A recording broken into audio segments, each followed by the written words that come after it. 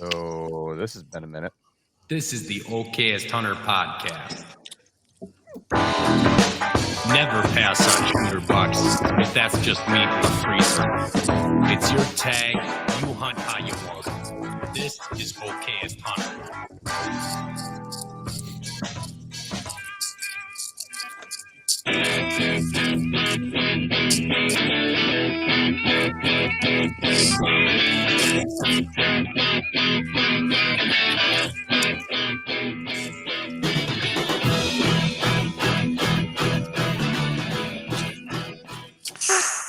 Good morning.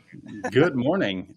And right away, someone has to go to the bathroom. Did we forget to mind our P's and Q's? Did we? Yeah. I mean, the brown juice is flowing, and we're not talking scotch this morning, folks. By the way, this is a morning podcast, can not you tell? an evening. You can tell. We still got the tears in our eyes from last night. Yeah. It's a rough morning for those Wisconsin folks who were rooting for the Packers last night. You know what? For what they overcame, not looking so good. Most of them are rookies, young team, first year for Jordan Love. I'm not pissed about it whatsoever. They did pretty darn good. They did great. Yeah, they held their own. And rookie team, rookie quarterback, all good stuff. Happy they made it that far. Anyway, if you're listening to the show, we're coming at you on Sunday morning. It is the 21st. This will air. We'll schedule to go out live, which will piss people off again, I think. Everybody likes to, they like to interact and make comments and do their thing. But at the end of the day, sorry, guys, we all have work stuff going on. You'll have to save your comments of how big of bozos we are until, we can't interact with them, do it post. Yeah. But this is the Okayest Hunter podcast. We are definitely okay. Bushy-tailed this morning. I'm not even hungover. I'm just tired. Coffee. I'm not a morning guy, so I am off. The last one I did last week with Zach, I just felt like I couldn't find words in my brain to bring forth. I'm fearful I'm going to have that struggle again. And I think you did pretty good. I mean, and Zach definitely picked up the slack for you. He sure did. Co-host of another podcast who's smarter than me. Bring up the rear, but I've had a half a cup of a big mug of coffee, and it just hit me that I'm like, got a little rumbly bumbly going on. Right when you hit the start button, something else started. Yeah, start engine. Slingshot engaged. Gentlemen, start your engines. A little swamp donkey in the morning to get things going. Yeah, little ass water. I think I'm wearing the Swamp Donkey shirt underneath here. I'm drinking the Swamp Donkey coffee. It is rich. I do enjoy it. Shout out to Our Grounds Coffee for putting it together for us. Anywho, shout out to Half Rack, our presenting sponsor, and Latitude Outdoors. We got some new stuff that we're going to be putting through the paces from those guys this year at some point. We do have announcements. I know I've said that last week or whenever the other week was. I will get to those. You need to get past this trade show business stuff that's happening. I'll be gone all next week in Vegas for SHOT Show. Excited to go do that and talk about it after the fact. Greg, you're traveling for work.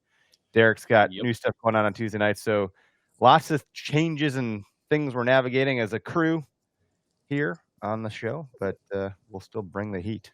Yes, as they say, life happens. Yeah. Today I want to talk about shed season. I think I actually want to title this episode Shed Dog. Oh, he's shaking. Look at him. I woke right up. So he's like a two-peckered puppy pissing all over the place over there. Two-peckered puppy? That'd be a weird sight to see. A two-peckered puppy. That's a Greg quote. No one else is saying that shit. So funny I peed down both legs, Greg. That's right. Both fire hydrants, both sides of the sidewalk. You hit both sides of the hydrant. That dog's really marking territory. That's right. Can you guys help me set the tone of I actually want to, before we get into any sort of tactical how to find sheds, all that shit, I'm really curious about when did this become so damn popular? And I don't know, man. I mean, I remember as a kid, my dad would get us out, my brother and I, maybe it was just because we were turning the house inside out at that point, February, March. Let's go for a walk. Let's go see if we can find antlers. We never found them, but because we're in farm country and it's all fields and, fence lines, so the chances of us finding a shed were pretty low. But I don't know. Growing up, I would go out yearly with Dad in the spring just to get exercise. You're pretty old, so you've been doing this for a long time. Thanks, I guess.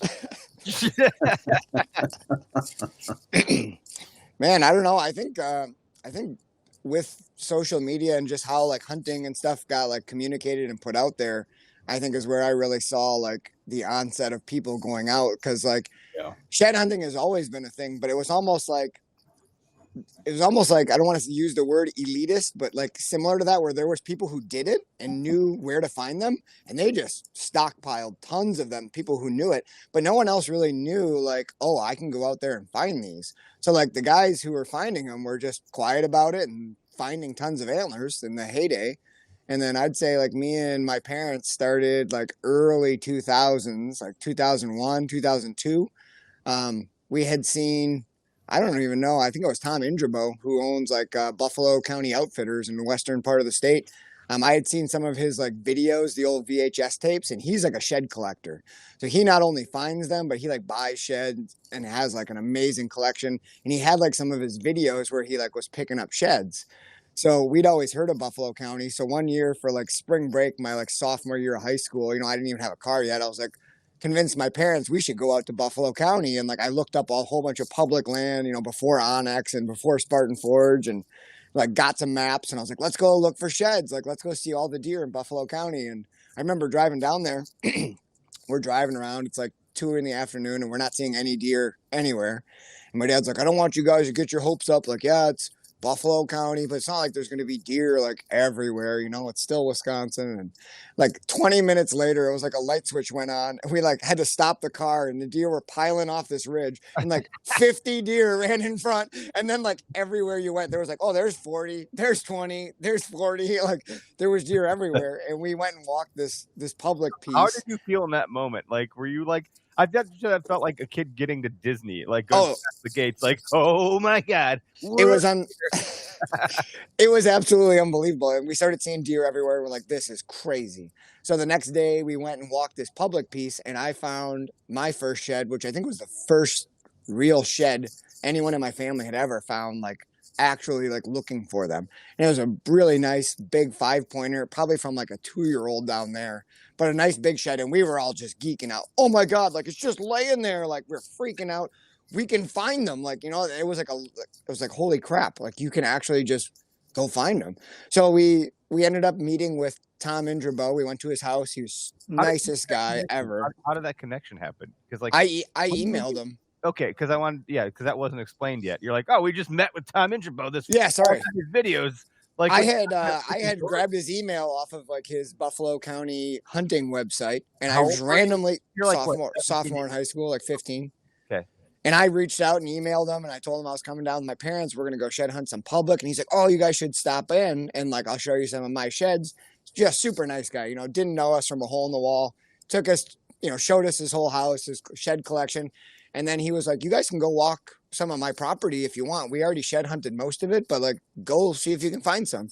So the guy was nice enough to let us go out on one of his properties by his house. And we found, I think like 6 or 7 antlers out there. So he just wanted to see them. He's like, you guys can keep them. I just want to see what bucks you find or whatever. So really, really nice guy. And then we were like unbelievable, amazed that you could just like, we could really go find them. So we left Buffalo County and went straight up to my parents' cabin, and went shed hunting later that day at the cabin. And my dad found one of his best sheds ever that afternoon. So we're like, holy shit, we can find them. We can find them. Yeah. And then that's what started it for us. And then we were looking every spring, and it wasn't that popular at all until all of a sudden you're seeing people in your area, your state, find them. And then people started being like, oh shit, maybe I should get out and look. I never found any. And I think I got onto it before social hit real hard too, because I was just like, oh, this is just something fun to do in the spring. And I remember just trudging around, having fun, looking for stuff, and thinking I would find. I never found it. I was like, I just suck at this, like I do everything else, I thought. And who knows? I probably walked past several, never realized it. That's the other thing about it. You don't even know what. It feels so challenging to find a shed. It feels harder than hunting in some cases. Like deer, at least they move. Sheds don't move. Yeah, I mean, if you got, and part of it too is the property. Like, I got permission on one piece that butted up to a public marsh south of me here. I got it for one season. I got it for turkey hunting, and then I got it to deer hunting immediately after, and that was it. But walking around there, I found 4 different antlers, one match set, and my dog actually helped find it. I took him out with me. Oh, that's cool. Yeah, that was kind of cool because I was just busy looking at like a bedding area, and all of a sudden he was down the trail, and all of a sudden I hear his tail like beating against some grass. I'm like, oh, he's onto something. And all of a sudden he comes trotting back down the trail with a 4-point side. And that was pretty cool. And then, all right, where'd you find it? So then I follow him back to where he must have found it. And there was a bed on the edge of this marsh, like right on the tip, right before it dropped into this little piece of high ground, right before it dropped into the wet stuff. And then the trail went into the wet stuff, and there was like some red brush growing, and I found the other side hanging in the red brush. Wow, that's really cool. Yeah, so it was a hanger. It was a hanger. Oh, hanger. It was a hanger before hangers were cool. Before hangers were even a thing. Yep. I've only found one shed, guys, and I didn't find it during shed season. I found it scouting for rifle season, like the day before the gun opener in Wisconsin. And when I found that thing, I about shit my pants. I was so damn enthused. People are like, because I'm going with my buddies, my dad, we're just snooping and pooping. And then here's Eric screaming, holy shit, I found one. And they're like, what is he freaking out about? What's going on? I was like, a fucking shit. They are real. It was just laying there. Like, I love that that's the expression that people come up with. It was like, what else would it be doing? I was like, oh, man, there it was. And I grabbed it, and now I have it. And I was like, I couldn't believe it. So finding a match, I don't know what you found it in its own bed, right? Yeah.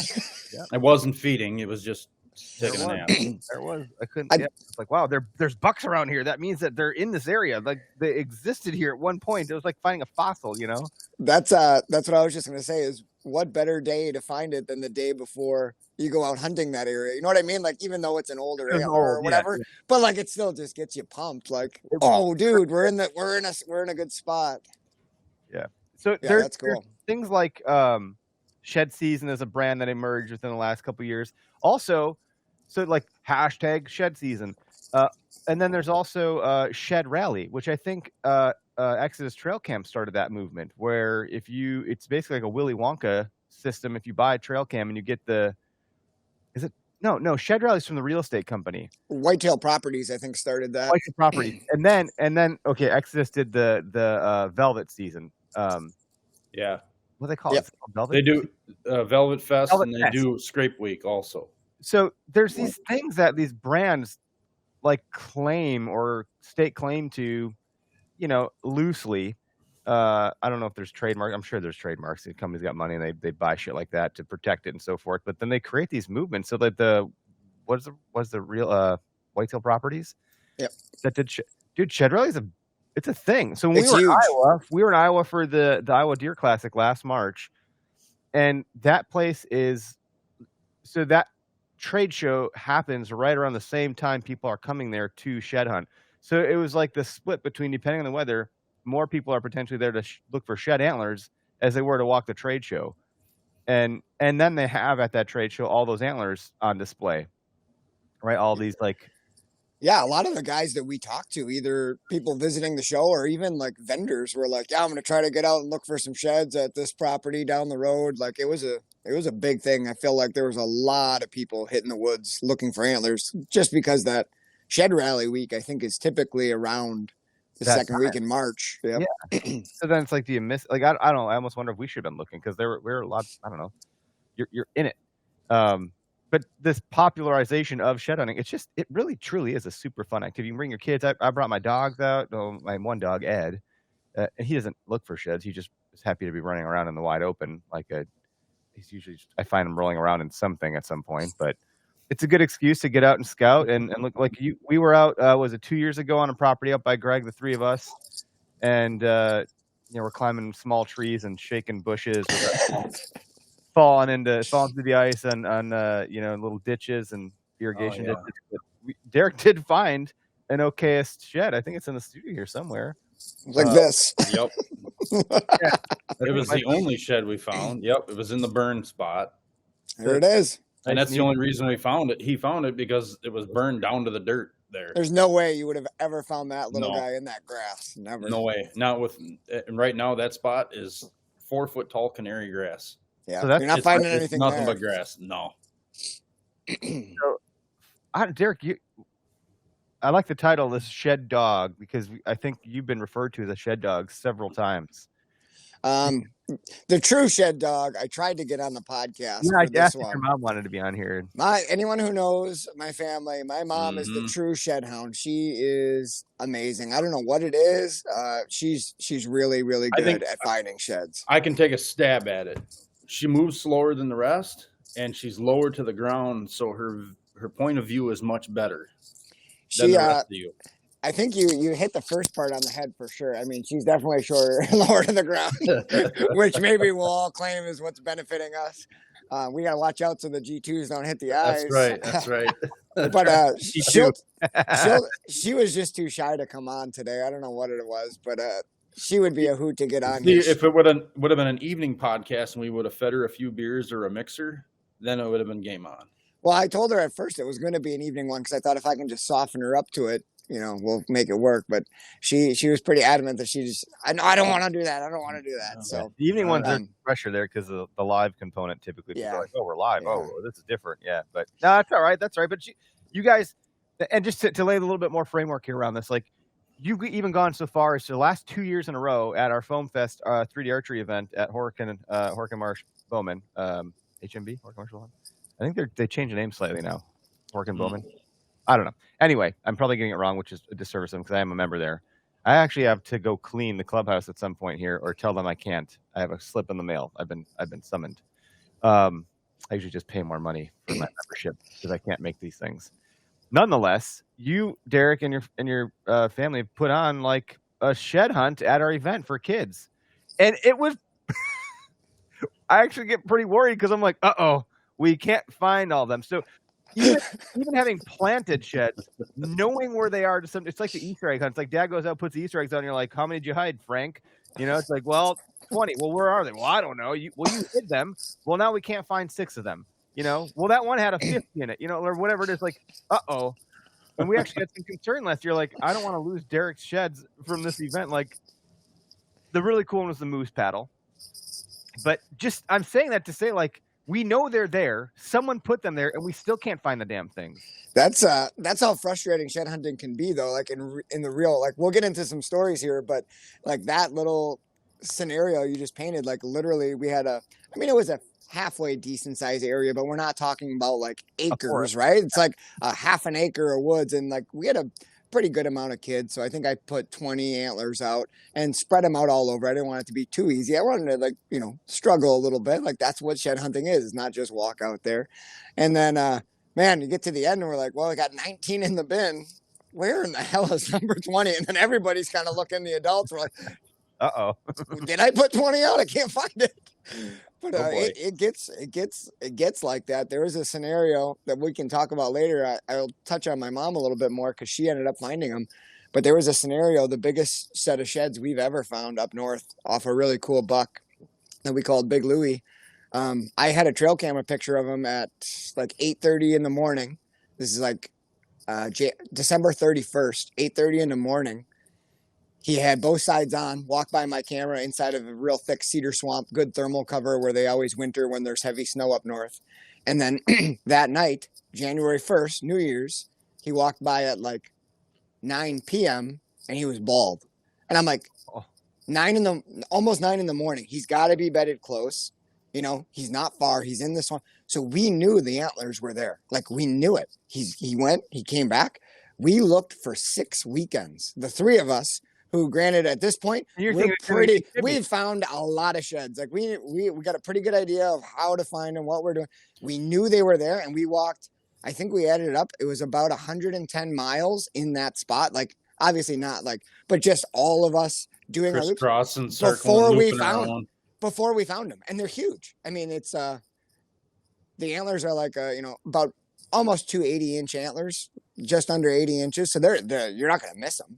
How many times do you think you guys walked past them?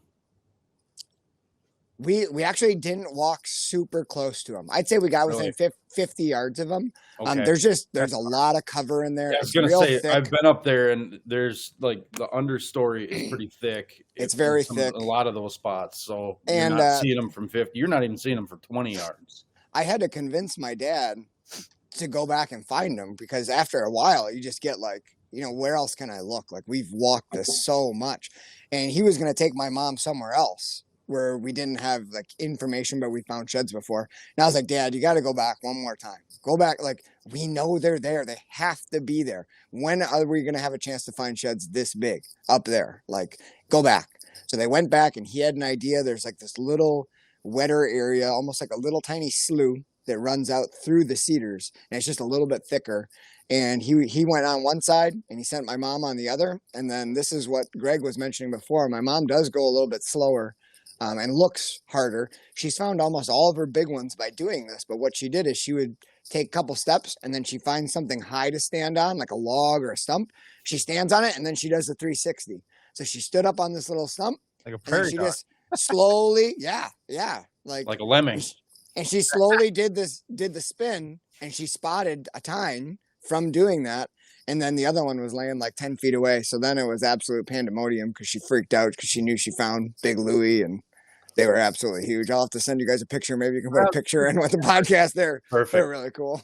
You convinced them to go. Your dad found the place to go, and your mom spotted them. Like that was like there's no way that any one of you would have found them without the other in that instance. Yeah, it's pretty cool how that works. We do a lot of hunting together and shed hunting together, and I love doing it with them. The other piece of advice is bring a friend or two. Like bring your dog to Greg's point. Even if your dog's not a shed, because there's courses out there that you can buy to teach your dog how to find sheds. And or you get lucky like I did, and my dog I'd never taken him shed hunting. I always took him bird hunting and fishing with me. And because he's a Labrador Retriever, he just had the love to retrieve and work. So I just took him with, and he picked up on it right away. And any fresh antler, has a pretty good smell around the base, around the burr where they have the gland right on their forehead. Yep. So that antler, if it's only a couple months it's been laying there, any dog will smell it. Whether they'll bring it back to you is the question, right? But they'll definitely smell it. Interesting. I don't know if my dogs would. I don't know. They're pretty stupid. And what Greg kind of touched on before was he was talking about the property, and like you can walk a property 1,000 times, but if the deer isn't there during that window when they're shedding, you're never going to find a shed. Nope. But that's kind of the cool part is like if you get a couple friends, like Eric was just saying, you get a couple buddies and you go walk a random property, whether it's public or private, there's always a chance. Because like some deer hold till March, some deer drop in December. There's always a chance you can find one.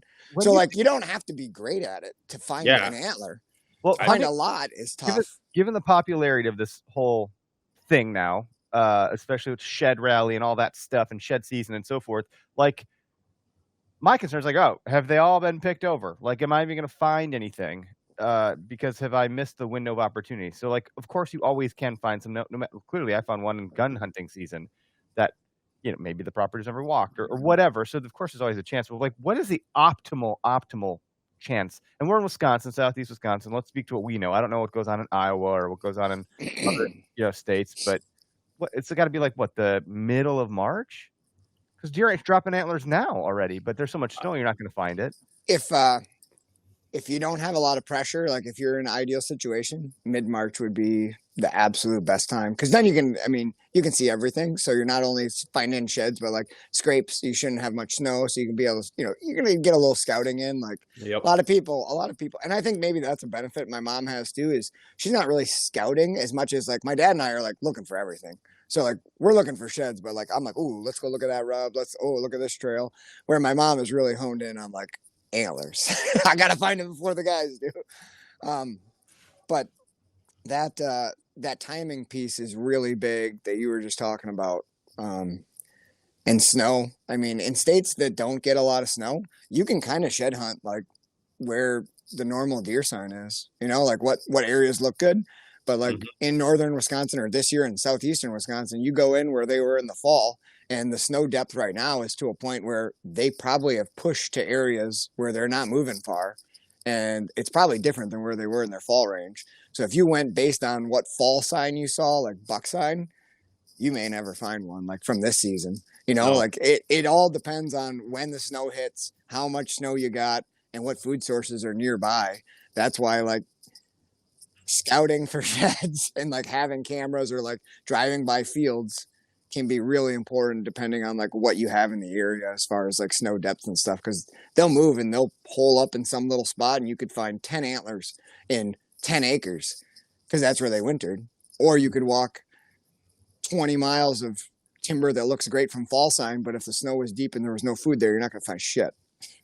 I liken it to, it really does feel like not like you're gambling, but it's the same sensation as if you hit the slot machine or you roll the craps or whatever, and boom, you found one. Like, it's like winning the freaking lottery.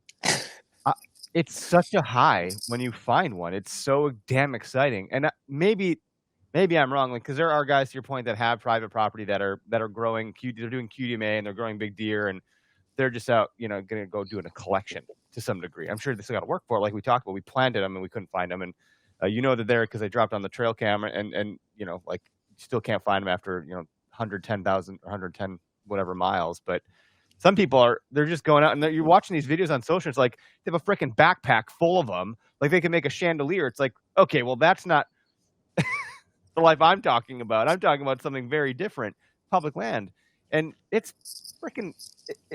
It does just make you feel like either I'm missing them or they're not there.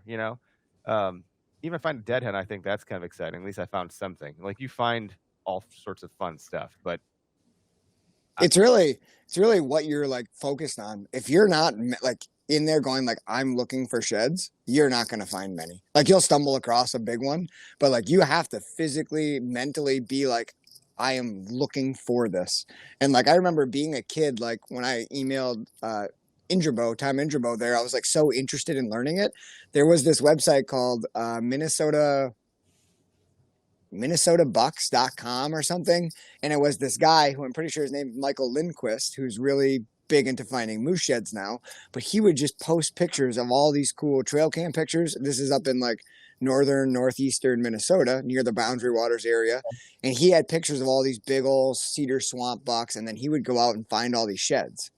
And like, he just had these cool sheds, and I'm looking at these pictures of the sheds laying in these cedar swamps, and I'm like, that's the kind of stuff we hunt. I want to find sheds like that. And I would just look at all these pictures. And it was almost like brain training, like visual training. The Rocky music in the background as you're like, next photo. Scouring. Like doing one of those sprints where you got to pick up the stick and like run and pick up the other stick, like you're dipping down low and grabbing. Shed training. Oh, yeah. Pick it up. There's our next video. What was that game in gym where you had to sprint to grab the sticks? What's that called? I don't know what that's called. It was a relay. Relay. Thank you. It was a relay. It wasn't even a game. Well, I mean, track and field. I don't know. Yeah, I'm gonna do a relay race. The baton. Because the Lord is the ground. Like, you'd think you'd have it, but you try to run off where you had it in your hand. You're like, shit, I didn't grab the stick. Yeah, shed hunting preparation. Looking at photos, doing relay races, and playing some Rocky music. I don't know what else you can do for this. You have to look in the right areas. You have to know that the property holds. You talk about like, where the herd is spending their time based on what's going on with their food sources and snow depth. Like, all this stuff matters. Nothing is a waste of time. You go out there and do it. You're gonna scout. You're gonna have fun. You're gonna enjoy fresh air after cabin fever. But it can be frustrating, like hunting can be. If you're not finding, frustration can set in, and I would say, try not to let that happen. Try to stay positive.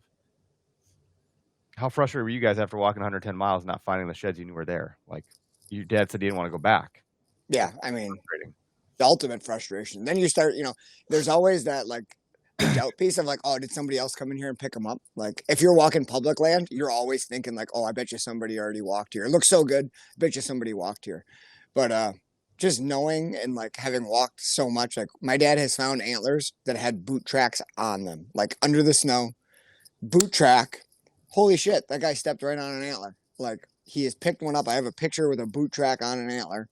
and the guy didn't see it. He found it. I have stepped over antlers. My mom walks behind me a lot in the woods. Like when we're going to places, I've walked over the top of them. She's, oh, you just stepped over this. There's a 4-pointer. Like it happens, man. It happens. Like if you're not looking and focused, like if I'm looking where I'm going, I'm not scanning the ground every step like I should be. I found one. It happens. I found one over on Doug Duran's place, and I know they walked that a bunch. During an antlerless season, we had, I don't know, 6-8 inches of snow on the ground, and Wow. squirrel had just happened to like run through that spot and hollow out the snow. And I just saw it. I'm like, that's kind of odd that an antler would even make it through this spot, because I know there's a ton of fox squirrels here. And sure enough, it was like a 3-point side or whatever. And I fished it out and handed it to Doug later. He's like, where did you find that? Oh, back in that really heavily thorny cut over area. What were you doing in there? Well, I figured I'd see some deer in there because they aren't moving. And I found tracks and I found all sorts of beds and things, but never saw the deer. But found a shed poking out of the snow just in one area where a squirrel had run through. So paying attention to, different shapes, and just like you said, training your eyes to see what they look like. Have someone go hide a few in the leaves for you, and or in the snow for that matter, and see if you can pick it out. Come to the Okayest Foam Fest, and I'll have some hidden for you. There You can help me find them. Yeah, because you'll have a hard time finding them. Instead of getting candy, you get a beer. Yeah, we did. Greg, you came out for some muzzleloader drives, but you didn't hit that last property. And No, I wish I would have. Now we know what properties to spend the time on and which ones not to, right? Oh yeah, and now after doing that, I've got a better idea of where those little pockets are. I did find a dead buck, so that was pretty cool. That was a good find. Yeah, that was a pretty decent buck too. Yeah. Finding dead bucks is cool, I think. We found 2 sheds on that last drive. I found one out in a spot that looked pretty sheddy. I was thinking to myself, this looks like a decent spot, and there was an old one. And then my buddy Bo, Ghost Bucks, Bo Belo, we're walking out. So we do our last drive. We're walking out right through a spot that I've walked 1,000. I mean, 1,000 is an overestimation. I've walked it a bunch, and I have 2 trail cameras, 2 of my better trail cameras. And there's about, 120 yards in between them. And he finds a shed right in between 2 of my trail cameras, just off a trail that I've walked a dozen times. Like, he's like, oh, there's one. I'm like, are you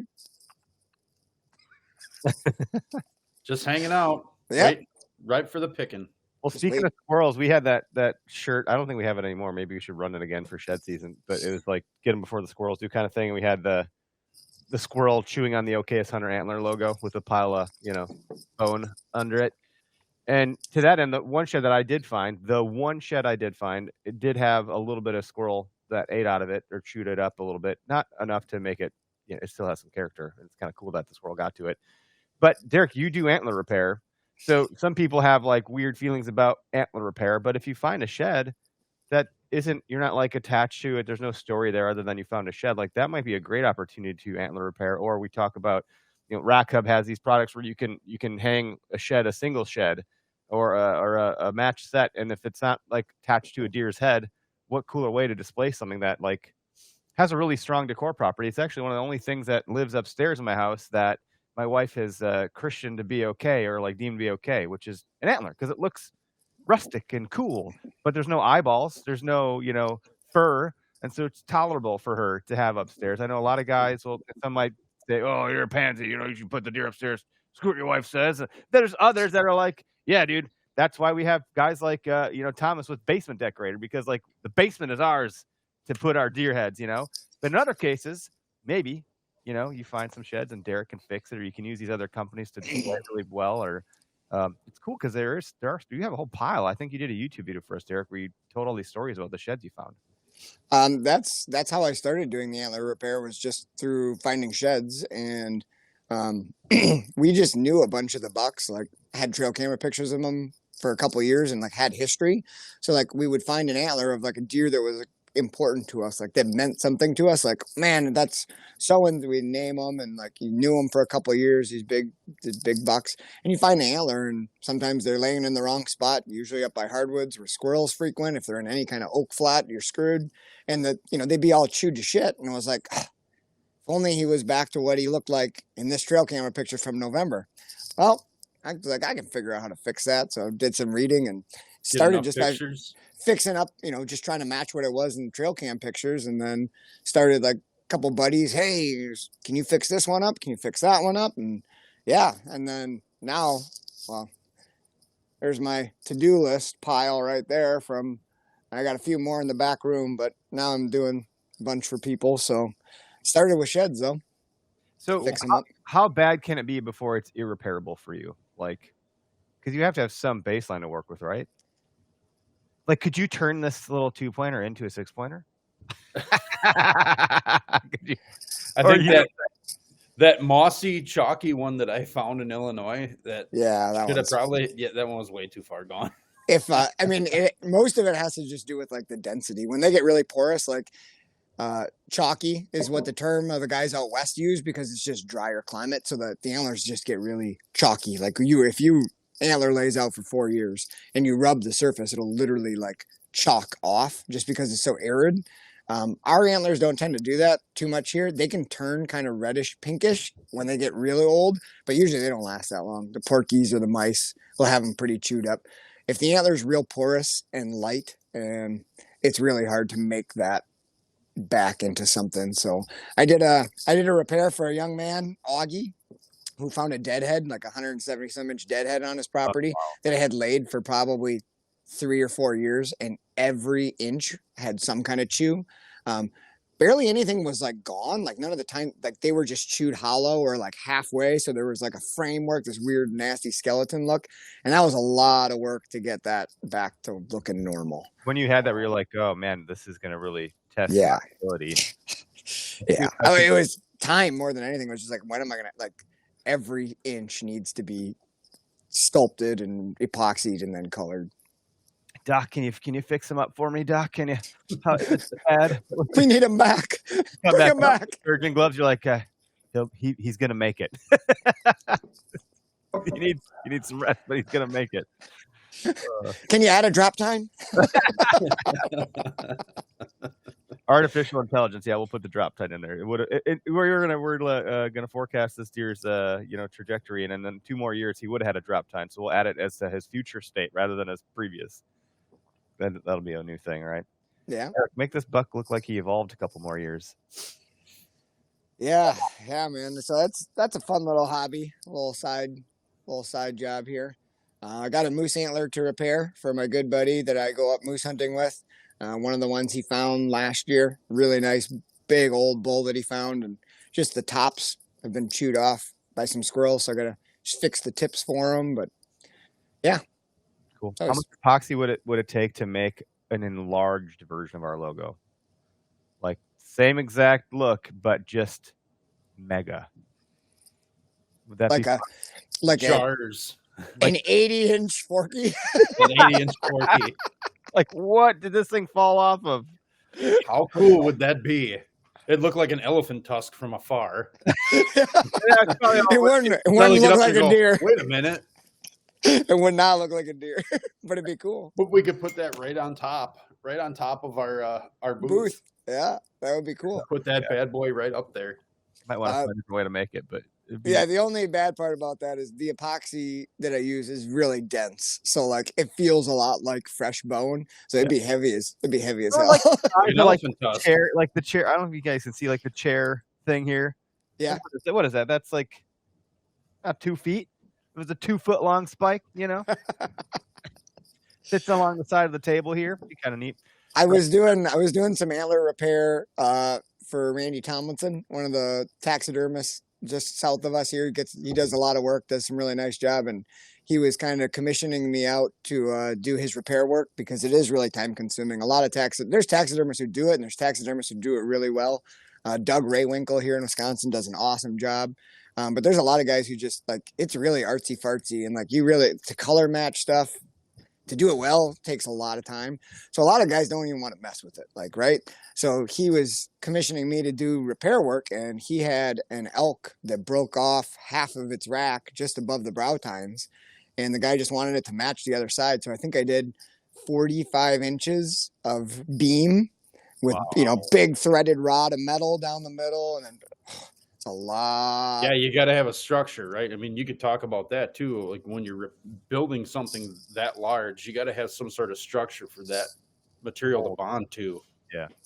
I'll grab one. Here we go. Let's take a look. Got the shed dog on it. So this one I'm fixing up a match set actually for a guy that I know, and he started it, and it was harder than he thought. So some of this is what he started. He had started trying to rebuild, and I've been working on it for him to get it back. But he's got both sides of this. But you can see here, when you're rebuilding any kind of tine more than a couple inches, that epoxy, if you hit the tip of it, it's going to want to break at some point, especially if it dries out. Like we keep all of ours in the living room at the cabin. There's a fireplace in there. That epoxy gets real brittle over time if you don't have any kind of structure. So you're drilling down into the antler, and then I'm using like JB Weld or some kind of, epoxy to stick it in there. And then I've got 2 on here just because these are long. So these are twisted together, and then I'll build that epoxy. This is all epoxy over the top of that while it's still wet. I'll kind of mold it into the shape, if you want it a little bladed, a little bit, whatever. And then once it's dry, go in with a Dremel, and I'll the veining, I'll continue any veining that's on there. Brow tines, all the bead work, got to Dremel that all in. It's real time consuming. That's very time consuming because if it's a heavily beaded antler, that's a lot of cutting and scraping and sculpting. And you have kids and you have a job and you have this that you do with us. Like, man, Derek, I don't know how you do it all. Come on, you're way busier than I am, bud. I don't know. If I was going to be artsing around like that, putting in lots of time, I feel like I don't know how I would get into that mode these days because there's so much to do. Any kind of creative process, and Eric, you used to do some painting and stuff. It's great to have like a block of time, uninterrupted time, where you can like get into your creative flow state, where you're like actually like get in tune with what you're doing these kind of things. And like, I got 30 minutes. That's tough. There's not a lot I can do in 30 minutes that's going to lead to like productive quality stuff. So like finding chunks of time, if I can find an hour, it's like you need a chunk of time, which, as you guys know, is rare. It is. No, only getting rarer. Only getting rarer is right. Mm-hmm. Tricky. Well, no, this is a fun episode. It's a fun topic.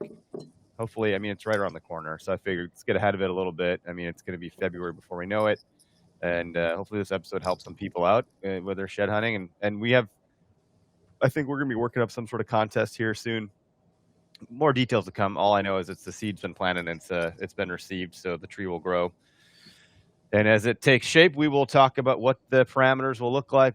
I think it'll be a shit ton of fun. I think it's going to be a really exciting thing. We talk about these brands owning these different categories and spaces, so I think we'll find some fun way to make it our own, and partner up with some other folks in the space and make it a whole big old thing. And let me tell you, our challenge, albeit Okayestness, given the space of shed hunting, it's harder to find the little sheds than it is the big ones. Way harder. This is our time to shine, folks, as Okayest hunters. Like, you talk about, you're not going to miss the 80-inch shed.